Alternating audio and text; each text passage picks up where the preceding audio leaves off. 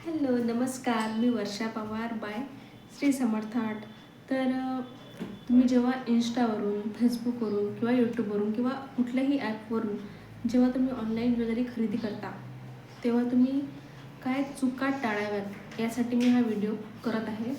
तर जेव्हा तुम्ही ज्वेलरी घेता, तेव्हा तुम्ही ती जी समोरची व्यक्ती आहे, जिच्याकडून तुम्ही ज्वेलरी घेता, इन्स्टा पेजवरून म्हणा किंवा यूट्यूबवरून म्हणा, ते घेताना तिला आधी विचारा की हे ज्वेलरी प्लास्टिक बीड्स वापरून बनवली आहे की ग्लास बीड्स वापरून बनवलेली आहे. तर मी जे बीड्स वापरते ते मी ग्लास बीड्स वापरून ज्वेलरी बनवते.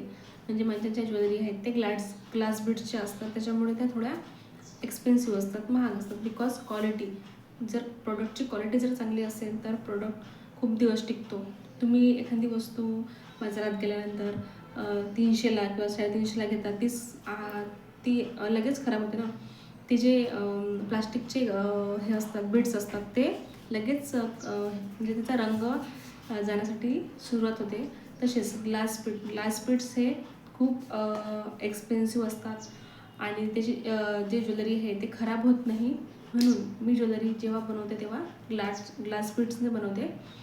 आणि राहिलं नथीचं, तर नथ ही पण ग्लास बीड्स किंवा जापनीज मोती यूज करतात. जापनीज मोती, तर जापनीज मोती हे खूप महाग असतात, खूप म्हणजे खूप महाग असतात. तर जेव्हा मला कस्टमर बोलतो की ताई मला ग्लास बीड वापरून ज्वेलरी बनवून द्या, किंवा एखादा कस्टमरला स्वस्त पाहिजे, तर मग मी त्यांना प्लास्टिकचे जे मोती आहेत ते यूज करून ज्वेलरी बनवून देते तुमच्या याच्यावर. पण जेव्हा तुम्ही ऑनलाईन किंवा ऑनलाईन खरेदी करता, तेव्हा त्यांना विचारा की हे कोणते मोती आहेत, प्लास्टिक आहे, ग्लास आहे, त्याची क्वालिटी विचारा. ठीक आहे.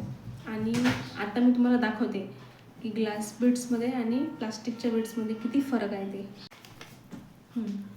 तर आता मी तुम्हाला दाखवत आहे की प्लास्टिक कोटिंग कसं असतं आणि ग्लास कोटिंग मोती कसे असतात. तर हे बघा, हे जे आहे प्लास्टिक कोटिंग आहे, हे अशा याच्यामध्ये येतात, थ्रेडमध्ये बघू शकता तुम्ही. आणि ग्लासचे जे मोती आहेत ते असे येतात. हे बघा किती शायनिंग मारत आहेत हे मोती, तुम्ही बघू शकता.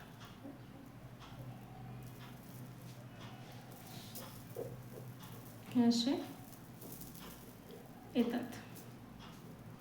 हा फरक आहे ग्लास बीड आणि प्लास्टिक बीडमधला.